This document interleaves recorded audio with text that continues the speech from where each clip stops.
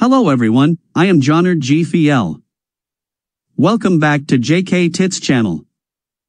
If you are new to my channel, just click the subscribe button and also hit the notification bell icon so you won't miss my next uploads. You may use this presentation as a reference for your Quarter 1 Module 3. Always remember the given general instructions. You are expected to complete the activities of your self-learning material within 2 weeks. Please do not leave out any activity incomplete. Should you need clarifications, please feel free to contact your teacher using the contact details in your envelope. Thank you and keep safe always. You have learned in your Module 2 the 3 types of plate boundaries, namely, divergent, convergent and transform. You have also learned the processes and landforms created at divergent boundary, which include mid-oceanic ridge or seafloor spreading, continental rift valley and shallow earthquakes. Processes and landforms created at convergent boundary include subduction or no subduction at all, trench, volcanic arc, tsunamis, volcanic island arc, earthquakes and mountain ranges. Processes and landforms created at transform boundary include faults and strong earthquakes. Now we will discuss about evidences of plate movements, but we will have first a brief discussion of it, and we will also have 5-item multiple choice test before we proceed to firm up. There are 3 evidences of plate movements, namely, continental drift theory, seafloor spreading theory and magnetic reversal. Continental drift theory was discovered by Alfred Wegener. He collected 3 diverse pieces of evidences to support his theory, namely, first is geological fit, second is glaciers, and lastly fossil evidence. In his fossil evidence there were 4 species present in separate continents, namely, Mesosaurus, Cynognethus, Lystrosaurus and Glossopteris. Seafloor spreading theory was discovered by Harry Hammond Hess using a sonar or sound navigation and ranging. Magnetic reversal can be observed at mid-oceanic ridge. Seafloor spreading was strengthened with the discovery of the magnetic rocks near the ridge following a pattern, aside from the fact that the rocks near the ridge are younger than those farther from the ridge.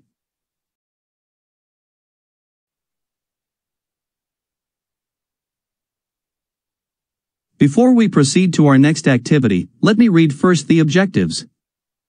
1. Enumerate the lines of evidence that support plate movement. 2. Investigate the pieces of evidence of the continental drift theory. 3. Realize the importance of the seafloor spreading process relative to the continental drift theory. 4. Explain the evolution of the oceanic crust through seafloor spreading. To determine that you really are ready for our next lesson, we will have a short activity. Let me read the directions and all the questions. Activity 1. Do you know me?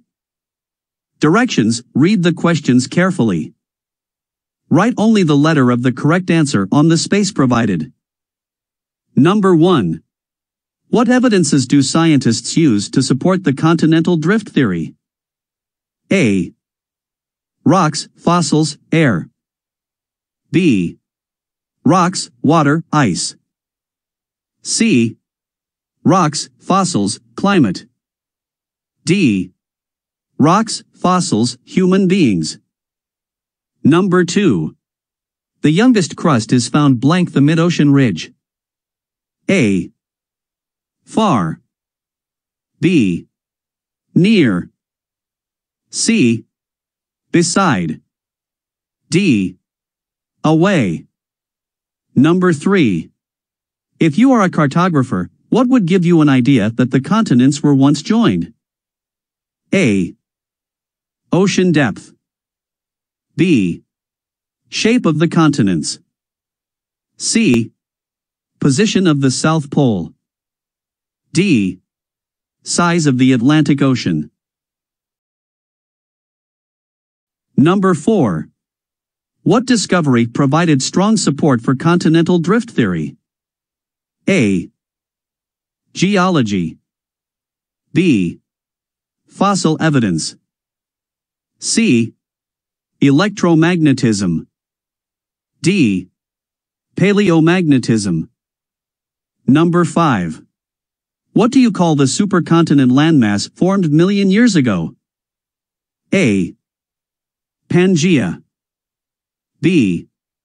Panthalassa. C. Asia. D. Eurasia. You may pause the presentation if you are not yet done answering. You may also comment your answer in the comments section below. I will be giving extra points in your written test for participation.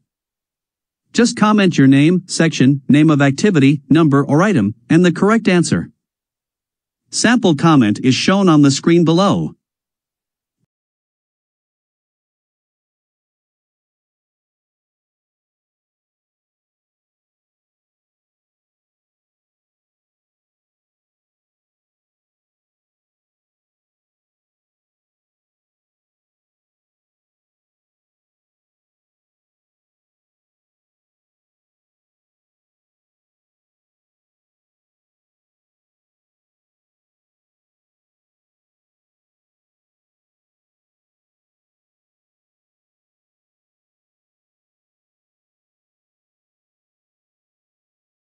Now we will move on to the firm-up part of our module.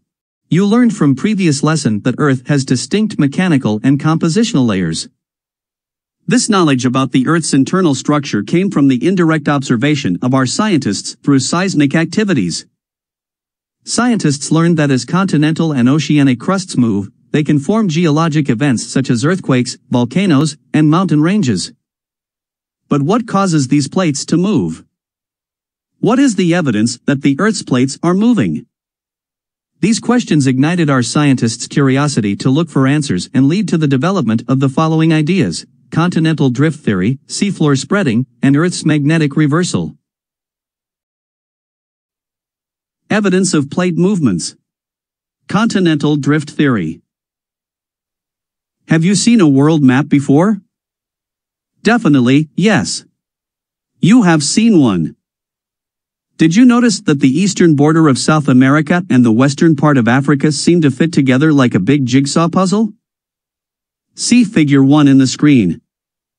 If you said yes, then you are thinking like Alfred Lothar Wegener, who was a German polar researcher and meteorologist.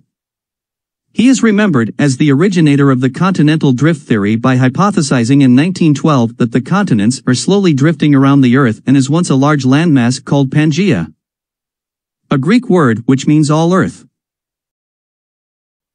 Figure 2 shown in the screen shows the evolution of the supercontinent Pangaea to the present-day distribution of continents. Can you say that continents are drifting? Wegener's curiosity about the idea of drifting continents started when he noticed the edges of South America and Africa in a world map could be fitted like a jigsaw puzzle. Would fitting edges of continents be enough proof that the continents are drifting? What are the other pieces of evidence gathered by Wegener to support his continental drift theory? We will now discuss the evidences gathered by Alfred Wegener, which are: first, geological fit; second, fossil evidence; and lastly, glaciers. Alfred Wegener collected diverse pieces of evidence to support his theory, including the first one that we will discuss, which is geological fit. Geological fit evidence is the matching of large-scale geological features on different continents. It has been noted that the coastlines of South America and West Africa seem to match up, however, more particularly, the rock terrains of separate continents confirm as well. See Figure 3. Illustration showing similar rock assemblages across different continents. Examples of geological fit include the Appalachian Mountains of eastern North America linked with the Scottish Highlands. The familiar rock strata of the Karoo system of South Africa matched correctly with the Santa Catarina system in Brazil and Ghana mountain ranges agreeing over the Atlantic Ocean. Second evidence for continental drift theory are the glaciers. A glacier is a large, perennial accumulation of crystalline ice, snow, rock, sediment, and often liquid water that originates on land and moves downslope under the influence of its own weight and gravity.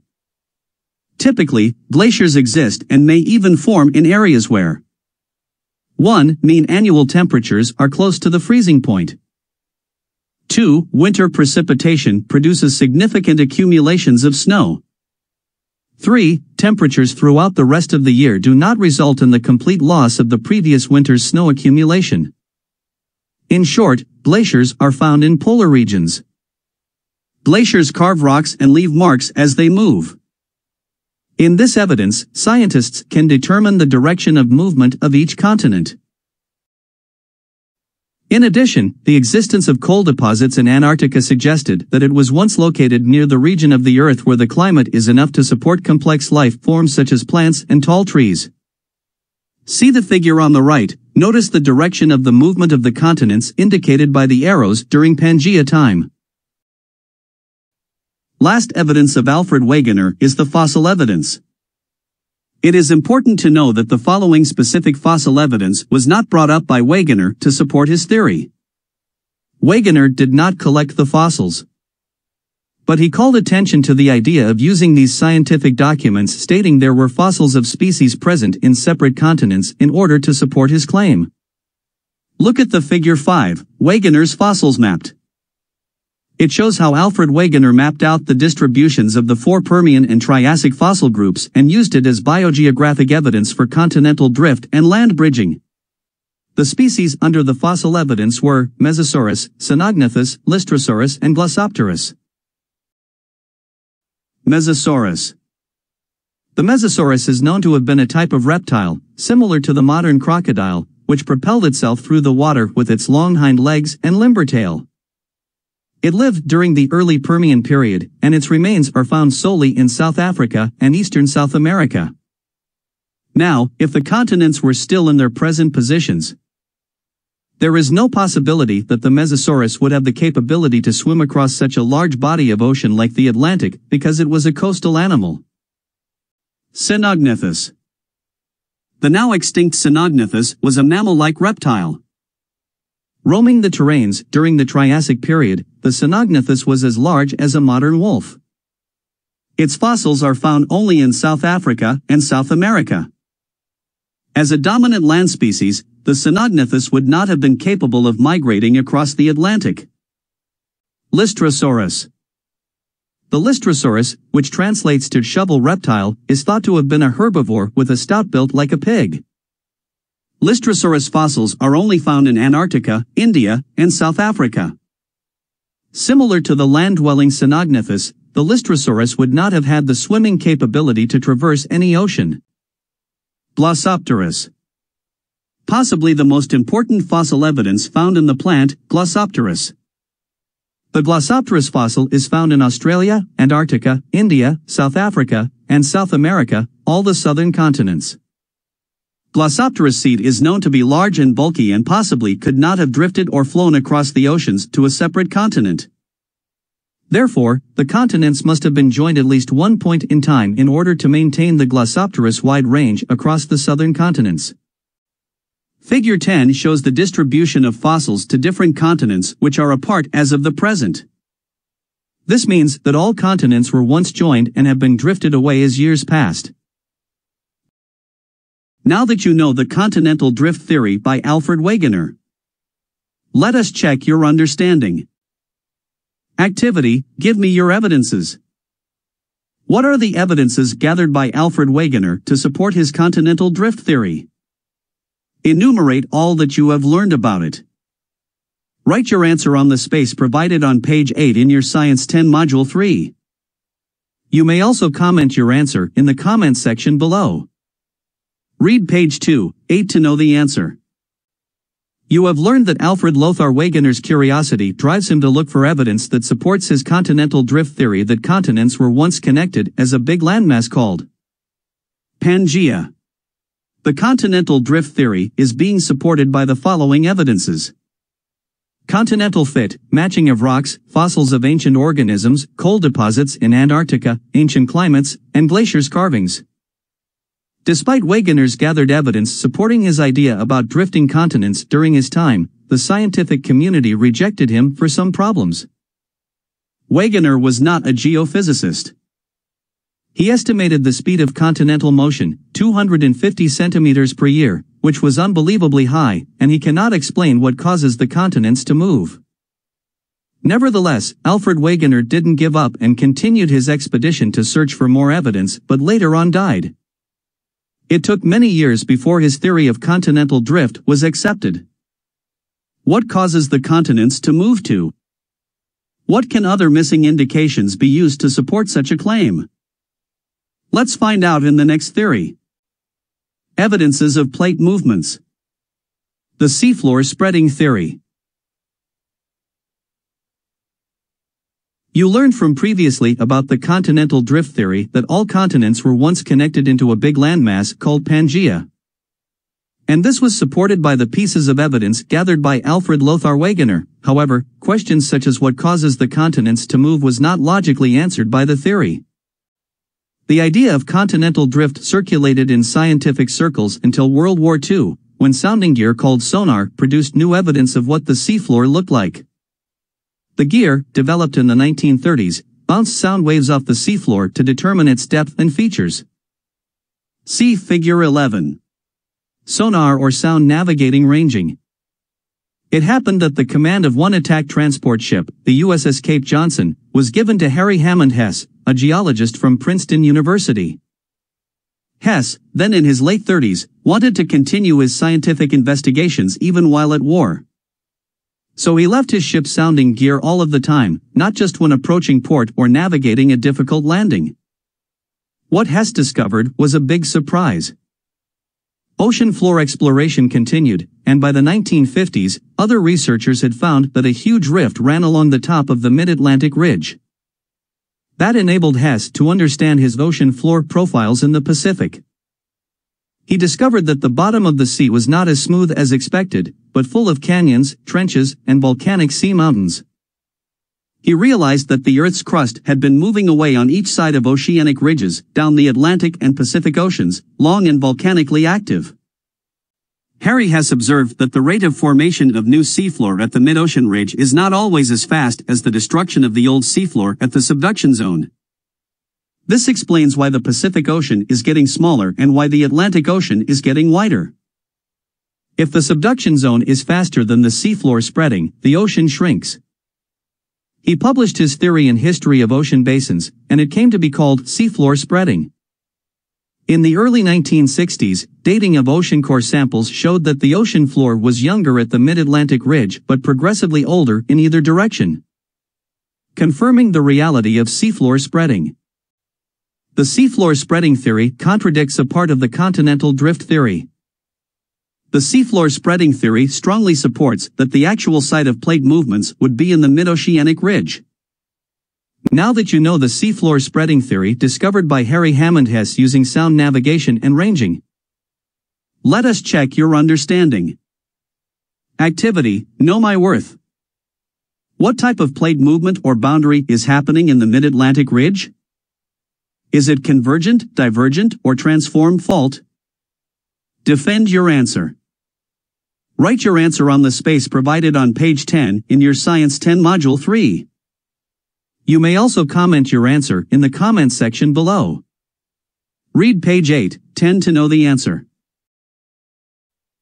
Now that you know about the seafloor spreading theory, we will now move on to the last evidence of plate movements, the magnetic reversal. Magnetic reversal. Further evidence came along by 1963, as geophysicists realized that Earth's magnetic field had reversed polarity many times, with each reversal lasting less than 200,000 years. Rocks of the same age in the seafloor crust would have taken on the magnetic polarity at the time that part of the crust formed. Sure enough, surveys of either side of the mid-Atlantic ridge showed a symmetrical pattern of alternating polarity stripes. A magnetic compass can tell direction. The needle of a magnetic compass usually points to the North Pole of the Earth, which is actually the South Magnetic Pole at present. The crystallized irons in rocks found in the seafloor act as a magnetic compass that can tell the Earth's magnetic field direction. Seafloor spreading was strengthened with the discovery of the magnetic rocks near the ridge following a pattern aside from the fact that the rocks near the ridge are younger than those farther from the ridge. See Figure 14 that shows symmetrical pattern of youngest and oldest oceanic crust on each side of the mid-oceanic ridge. Magnetic reversal happened many times in the past. The occurrence of the magnetic reversal can be explained through the magnetic patterns in the magnetic rocks. These magnetic patterns allow our scientists to understand the ages and rate of movement of the materials from the mid-oceanic ridge. The magnetic reversal, also called the magnetic flip of the Earth, happens when the North Pole is transformed into the South Pole, and the South Pole becomes the North Pole. This event happens because of the changing direction of the flow of materials in the Earth's liquid outer core. Over the last 10 million years, there had been an average of 4 to 5 reversals per million years. New rocks are added to the ocean floor at the ridge with approximately equal amounts on both sides of the oceanic ridge. By the 1970s, geologists had agreed to use the term plate tectonics for what had become the core paradigm of their discipline. They used the term plates because they had found evidence that not just continents move, but so do whole plates of the Earth's crust. A plate might include a continent, parts of a continent, and/or undersea portions of the crust. Alfred Wegener's idea of continental drift had been developed and refined together with the seafloor spreading of Harry Hess. You have learned a while ago about the evidences of plate movements, namely, continental drift theory, seafloor spreading theory, and magnetic reversal. You have also learned its concepts as well as the agreed term plate tectonics by the geologists, which was developed from Alfred Wegener's idea of continental drift and refined together with the seafloor spreading of Harry Hess. This time, you will be going to answer the activities provided. This will serve as an assessment if you really learn from this module. We are now at the deepen part of your module. Activity 2. Investigate me. Directions: write yes if the statement is correct and no if the statement is incorrect. Write your answer on the space provided before each item. Sample of how to answer is shown in the screen. In this activity, item number 1 stated that the iron materials found in the seafloor can give information about the Earth's magnetic field direction. Is the statement correct? If it is correct, write yes. If it is not correct, write no. Same goes with the rest of all items. Activity 3, Know My Worth. Directions: read each item carefully. This activity is just a multiple choice type of test. All you have to do is choose the correct answer among the given choices. In this activity, item number 1 asks who is credited for the idea of continental drift theory. Is it Alfred Lothar Wegener? Harry Hammond Hess? Charles Darwin? Or Robert Dietz? Write only the letter of the correct answer for each question on the space provided. Same goes with the rest of all items. Activity 4. You know me well. Directions: read the main idea and fill in the blanks of concept map. In this activity, the main idea is about evidences of plate movements. Can you still remember the 3 main evidences of plate movements? Write your answers in each boxes below the item evidences of plate movements. If you had hard time thinking about the correct answer for each box, I will give you hint. First hint: for the uppermost box at the left side, this theory is discovered by Alfred Wegener. Second hint: for the uppermost box in the middle, this theory is related to divergent plate boundary. Third hint: for the uppermost box at the right side, this theory is directly related to magnetism. The second and third theory is related because the third theory somewhat support the second theory. Thank you for listening and watching. I hope you learned a lot from the discussion. Leave comments and suggestions in your modules or in the comments section below. Feel free to contact me during office hours if you have inquiries. God bless and stay safe.